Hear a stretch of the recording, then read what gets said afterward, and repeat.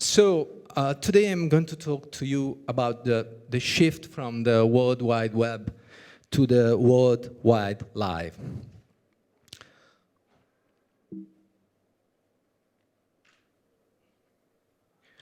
And there's a warning because we are about to see some graphic content. Okay, this is a very renowned quote from Andy Warhol. In the future, everyone will be world famous for 50 minutes, he said. And I think this was the year when this quote became true. In this change, there are great opportunities, but none of us was prepared for the magnitude of this paradigm shift. This is Max Headroom, and what you're about to witness is one of the most sinister-sounding intros to a trailer to one of the greatest epics ever produced in the history of television. I don't know if someone recognized this. This was a TV series in 1980, so 36 years ago. It was called Max Headroom, and the main character was an hologram in the net. And please remember, the web did not exist yet at that time. In the series, there was an all-news TV channel reporter who had a live camera on his head. And GoPros and smartphones did not exist at that time as well. This camera was broadcasting all the time. In the series, TV was the only source of richness in a doomed future, in which the only respected law was audience ratings, and the only hope left was money coming from advertising. Sounds familiar? Fun enough, Max Headroom became later in reality the testimonial of the Coca-Cola commercials, demonstrating that even the harshest dystopia can be metabolized by the system and become itself a symbol of what it was meant to take apart. So the idea of an always-on broadcasting screen that at the same time has to be watched and observes us has been part of the 20th century literature and movie culture from 1984 to the Truman Show. As we all know, the biological and social stimulation of the family leads to private reflection outside party needs.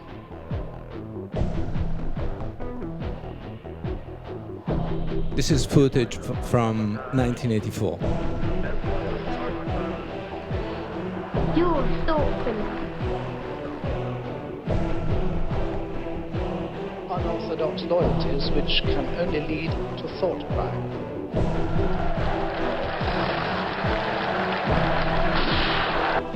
There is truth, and there is untruth.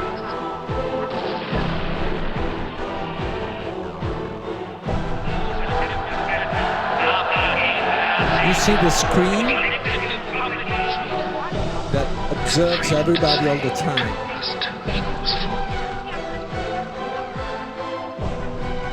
The idea of writing brings you to prison. So this was what we thought was going to be the future in a dystopia. But what nobody imagined is that the prophecy was going to realize itself, but turn upside down. Today, we do not have a big brother that watches us all the time, but instead 3 billion of people, us, that at the same time are actors, directors, and audience of this extraordinary reality show. It's not a dystopia, it's a shared superpower that brings with it huge opportunities, along with huge risks, and we still have to learn how to manage it. Most of the time, in fact, dictators and autocratic leaders fear this ubiquitous video witness that they cannot control. Think, for example, of Mr. Recep Tayyip Erdogan, Turkey president.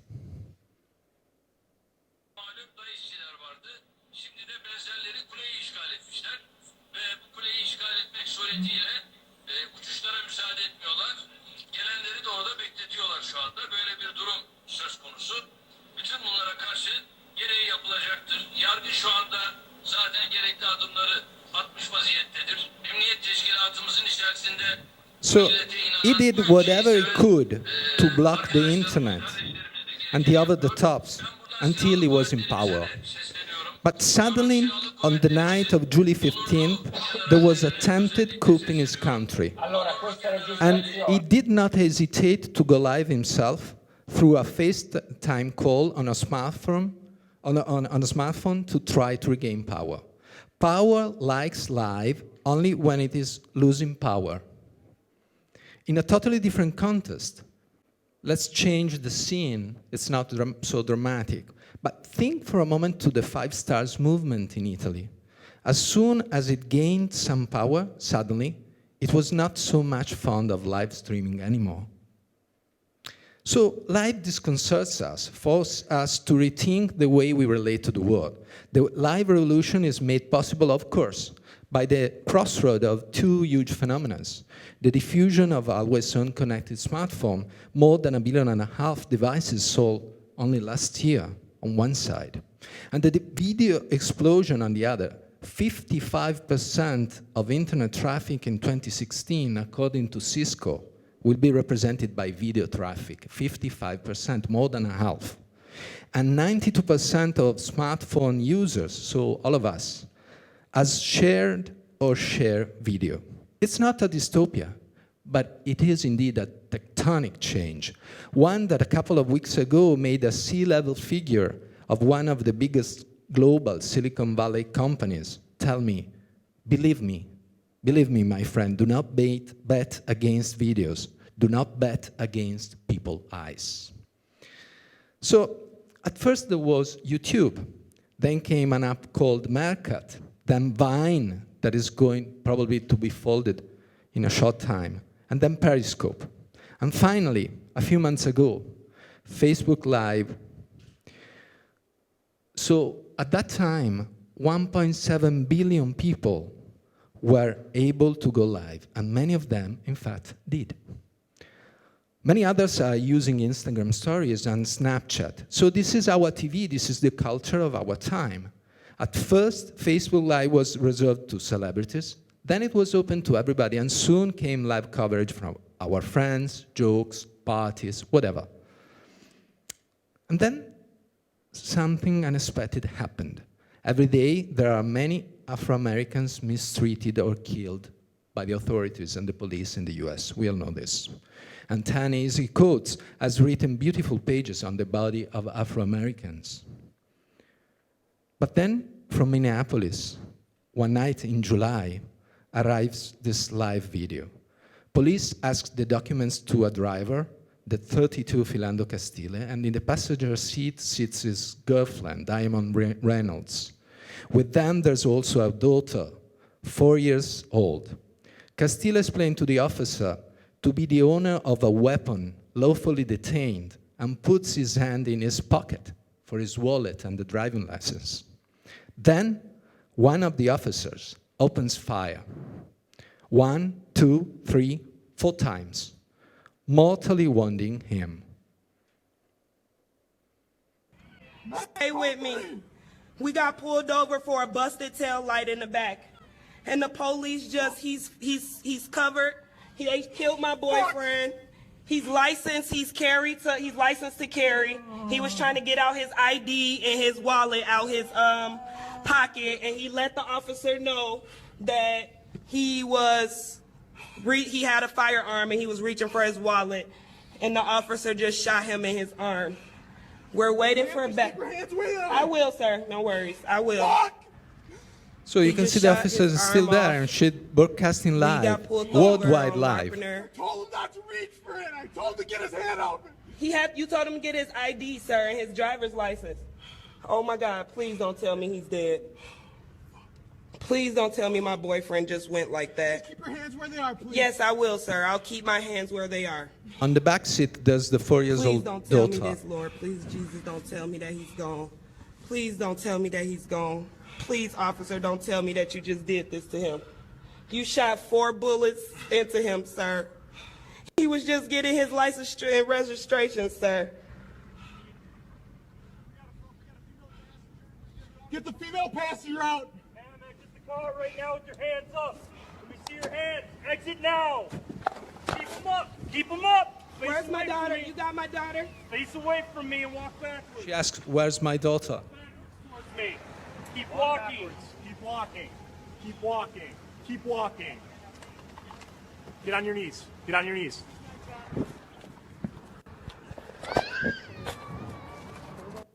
So this video as first is removed by Facebook. Then after a few hours, they put it back. Because even Facebook does not know how to handle what is happening. So the following day, Mark Zuckerberg will write this post, trying to excuse himself and to cope with what was happening. And I found really interesting also the words that Mario Calabresi, the editor-in-chief of La Repubblica, wrote the following day. So he wrote, every mediation is disrupted, not only the journalistic mediation, but each type of separation, physical or temporal, that existed between us and the events that happen in the world. This disruption is going to dramatically change the reactions of public opinion, of politics, and the rhythms of our lives. It will be increasingly difficult to manage emotions, cool reasoning, and try to examine the context. The following day, oh boy, it was really a hot July last summer. In Dallas, 5 policemen are shot dead. 7 are wounded. Among the victims, 2 are women and also 2 civilians who are wounded. It's the massacre of Dallas, the worst for casualties among the US security forces in a single attack. The killer, the 25 years old Micah Javier Johnson, is a US Army reservist who had served in Afghanistan. So, of course, we are not able to say if the massacre wouldn't have happened if there had not been Philando's Dead Live coverage. But the two facts are so close. So whenever anything happens, there's someone able to go live with it. Think, for example, of the doctor going live in Amatrice earthquake, with the rescue of a child, Georgia, that was somehow the defining moment of the earthquake a few weeks ago. So video is somehow became a certification of existence. Live video coverage is a powerful reality generator. And think, for example, of the role of video for terrorists. So in all this, what is the role of journalism? Sure, we have to present facts as they happen because we need to know. But we also need to understand what is important and to remember what deserves to become part of our history. So journalism needs to reintroduce contexts. This is the way, for example, that Washington Post chose to reintroduce context, talking about the Afro-Americans killed by the police. A huge database that is examining each of the cases and put them in context and try to understand the trends. So, you see, going back to data can be a powerful tool to recreate context. And that's citizens. We need to come to terms with the era of permanent life, the worldwide life. A good way to start is to remember that the falling tree is, of course, far more visible than the growing forest. We feel that the world is on the edge of the apocalypse. Although in reality, data tells us that we are living in the more wealthy and peaceful time of history. If the reality seems simple, we must make an effort to go beyond it and go beyond perceptions. If you ask anybody what is the biggest fear, it will tell you, of course, terrorism. That is something much bigger than it always has been.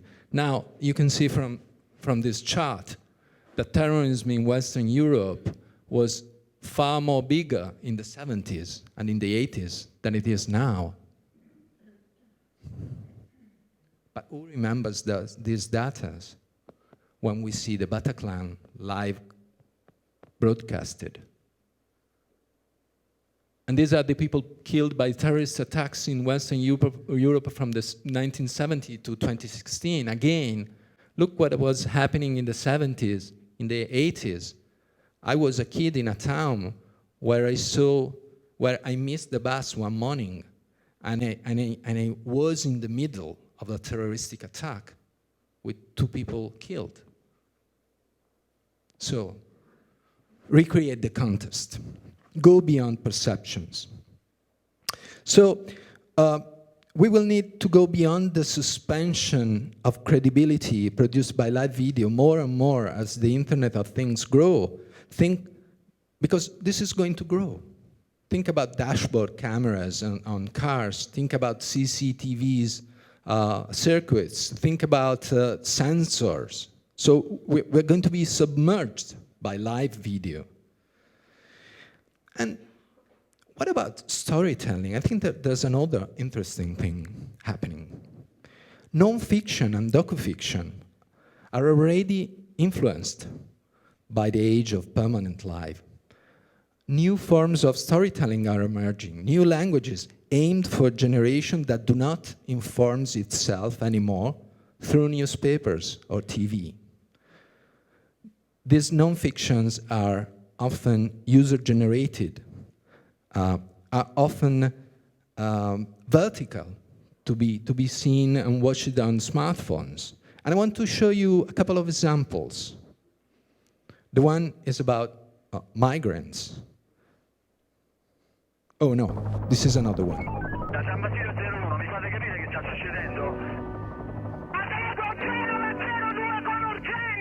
This was a football match in Italy 2 years ago where a fan supporter of Napoli was killed. And this is a non-fiction and entirely made from footage user-generated. It's going to be broadcasted in a short time this fall.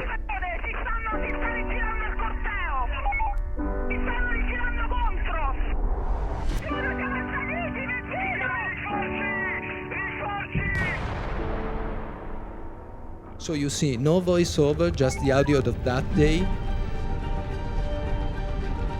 No intermediation, but of course, there's a lot of intermediation. None of this footage was fiction. Everything is non-fiction that happened on that day in Rome.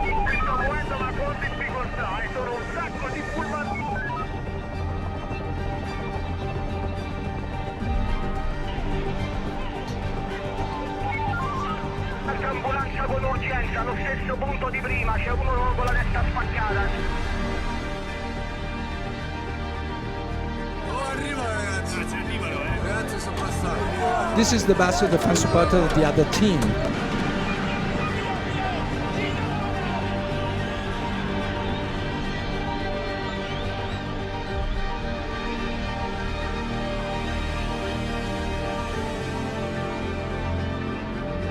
Non so quanti siano, sono tantissimi. Manda le forze! So this means we can use raw footage and, of course, editing it, reintroduce context into it, and produce powerful non-fiction documentaries that are going to make people remember what is important they remember.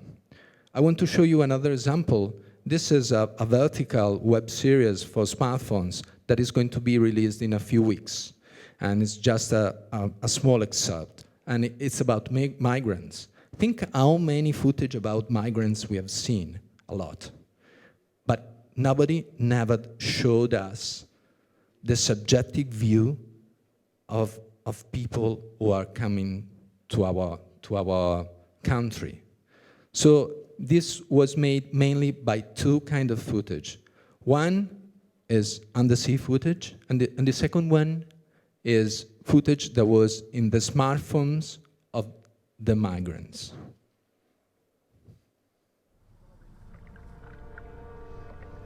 And again, no audio, no voiceover, except what was happening on those days.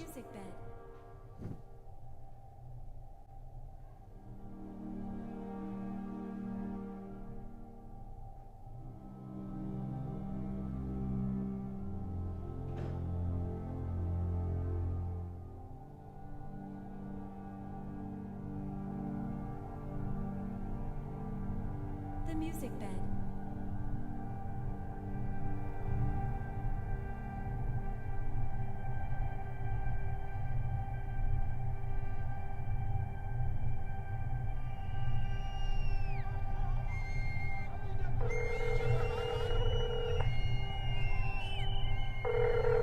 This is footage coming from the migrant response.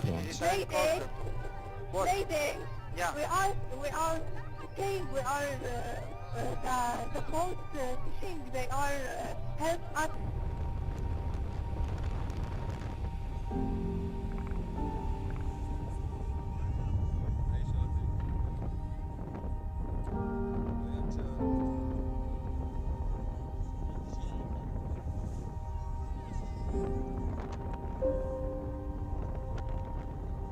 The music bed.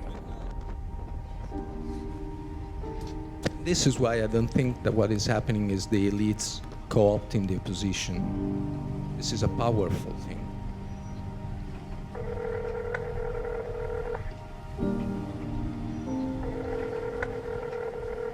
Hello. Hello.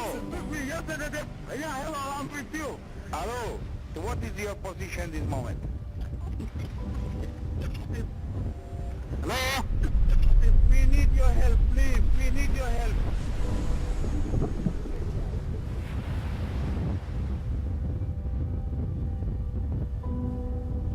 The music bed.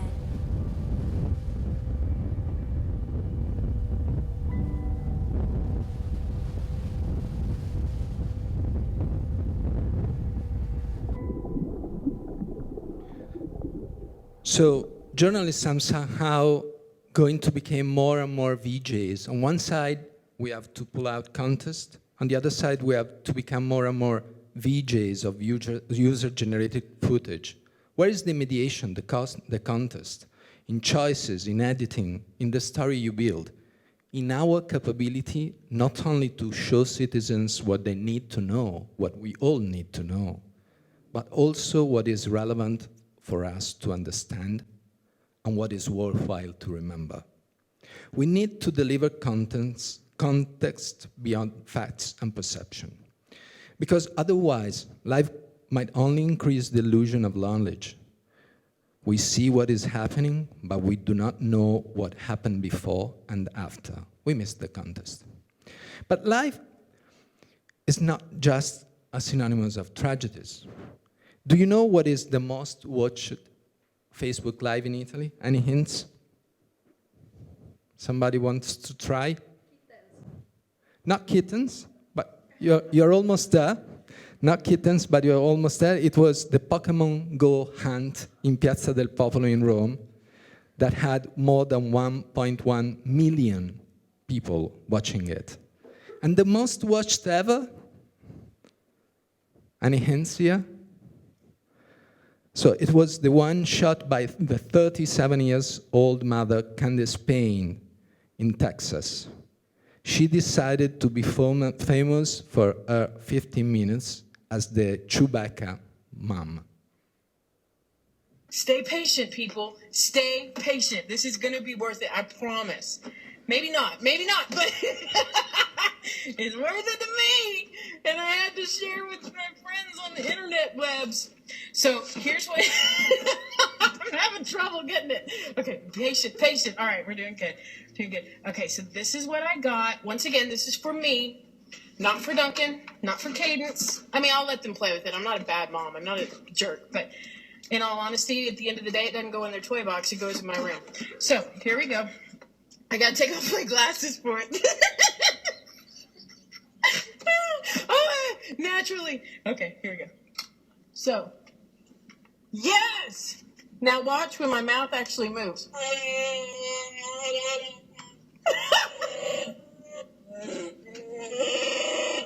That's not me making that noise, it's the mask! Here, listen.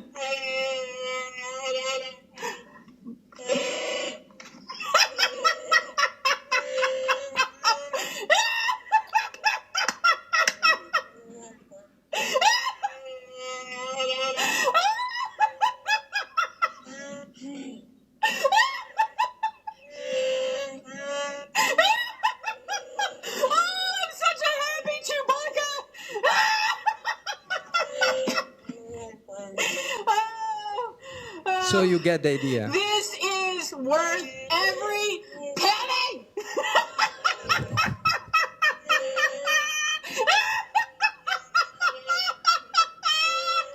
So this goes on for 15 minutes, more or less.